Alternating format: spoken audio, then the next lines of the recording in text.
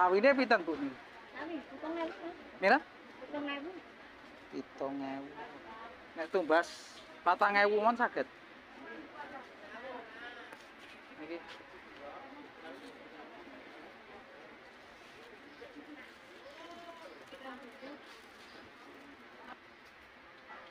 Assalamualaikum warahmatullahi wabarakatuh. Alhamdulillah. Selamat siang para sedulur-sedulur yang saya cintai dan semoga dicintai oleh Allah SWT.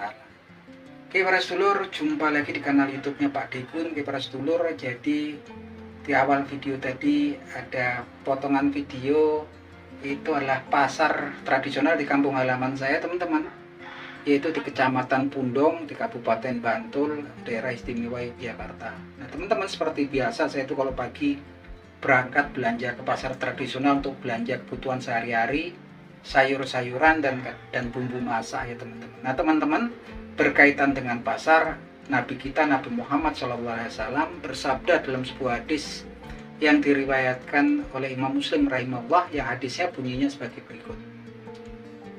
Bismillahirrahmanirrahim. La takunana istata'ta awwala ma yadkhulu su'a wala akhiro ma yakhruju minha fa innaha maqraqatus syaiton wa biha yang sibu royatah. Yang artinya sebagai berikut, janganlah kalian menjadi orang yang pertama kali masuk ke dalam pasar, dan jangan pula kalian menjadi orang yang terakhir kali keluar dari pasar, karena sesungguhnya pasar itu adalah medan perangnya syaiton, dan syaiton menancapkan panji-panji perangnya, bendera-bendera perangnya di dalam pasar. Nah teman-teman, ini adalah sebuah hadis yang bisa mengubah pola pikir kita selama ini ya teman-teman. Karena kebanyakan pola pikir kita itu bahwasanya syaitan ataupun yang berupa hantu, demit segala macam itu tempat tinggalnya ada tempat-tempat yang sepi gitu kan, seperti di gua-gua di pinggir lautan, gua-gua di pinggir pantai, atau gua-gua di dalam hutan, atau bahkan rumah tua yang nggak ada penghuninya, atau jalan sepi yang melewati tempat-tempat yang ya sepi gitu kan, kuburan gitu kan. Tapi ternyata informasi yang diberikan Rasulullah SAW di sini bisa mengubah pola pikir kita, bahwasanya ternyata di pasar yang kita seperti nggak ada sedikit pun kita rasa takut ya, ketika kita tiap hari berangkat ke pasar untuk belanja kebutuhan sehari-hari, sayuran, bumbu masak, ataupun kemudian beli pakaian gitu kan. Ternyata di pasar itulah justru kemudian markas besarnya setan, medan perangnya setan, bahkan setan menancapkan panji perangnya di tengah-tengah pasar. Nah teman-teman, kenapa kemudian bisa seperti itu? Para ulama menjelaskan bahwasanya karena memang di pasar itulah kemudian setan punya kesempatan kemudian untuk menyesatkan manusia untuk berbuat dosa ya teman-teman. Karena di pasar tiap hari orang manusia itu berinteraksi, bertransaksi untuk berdagang ataupun jual beli. Nah dalam transaksi jual beli ini di pasar akan kemudian banyak orang yang kemudian nggak punya prinsip keimanan yang kuat, pastinya bisa berdusta dalam menawarkan barang dagangannya, bisa berbohong, kemudian bisa mengurangi timbangan ketika melakukan jual beli. Biasa kan kemudian di pasar itu kemudian nanti orang bisa bicara, oh ini berasnya kualitas nomor 1, beras super gitu kan, padahal berasnya sudah dioplos. Nanti orang bilang kayak saya itu mau beli, wah ini burung ayamnya ini bagus, saya waktu beli ayamnya bagus super gitu kan. Waktu dibeli tiba ke rumah kemudian sama ayam kampung tetangga lari dia malah gitu kan. Ini ya biasa terjadi di pasar ya, bahkan sering kita beli harusnya 1 kilo padahal itu udah dikurangi, diatur di timbangannya. Nah inilah kemudian memang kemudian di pasar inilah kemudian setan punya kesempatan untuk kemudian menggoda para manusia untuk berbuat dosa. Dan ini dosanya bisa terjadi terus karena pasar itu tiap hari ya manusia kemudian berinteraksi di situ, dan dalam transaksi jual beli ini rawan kemudian orang yang nggak punya prinsip yang kuat, nggak punya keimanan yang kuat, nggak punya kemudian pengetahuan agama yang kuat akan kemudian terjerumus berbuat dosa.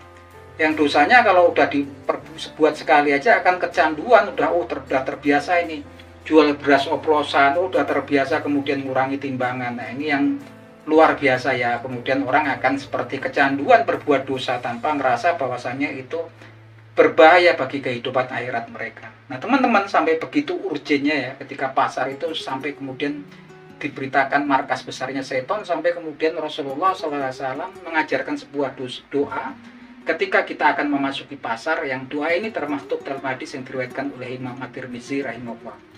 Yang doanya adalah sebagai berikut.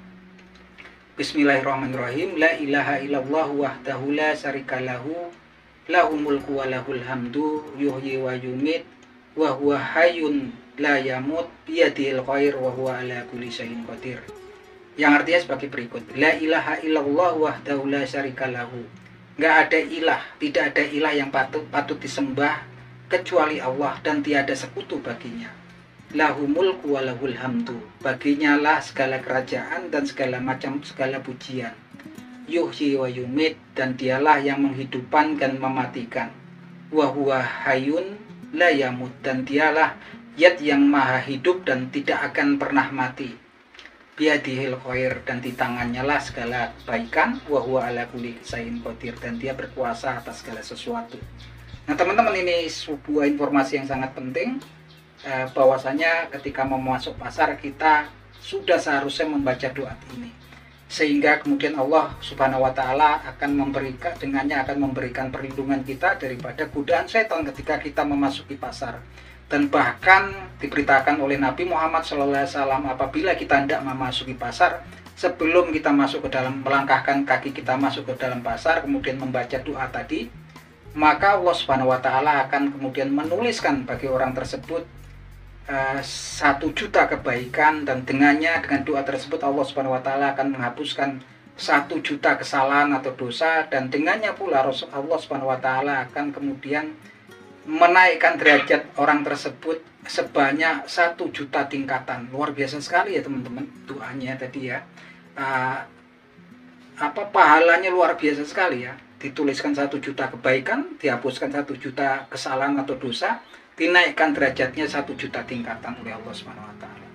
Jadi itu sangat penting ya teman-teman. Jadi ingat, jadi sebetulnya nggak cuma kemudian di tempat-tempat di rumah-rumah kosong yang dikatakan angker itulah tempat tinggal setan.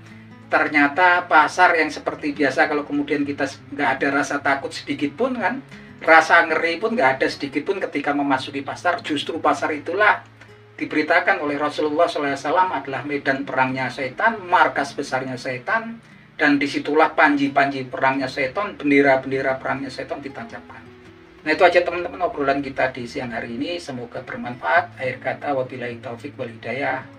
Wassalamualaikum warahmatullahi wabarakatuh.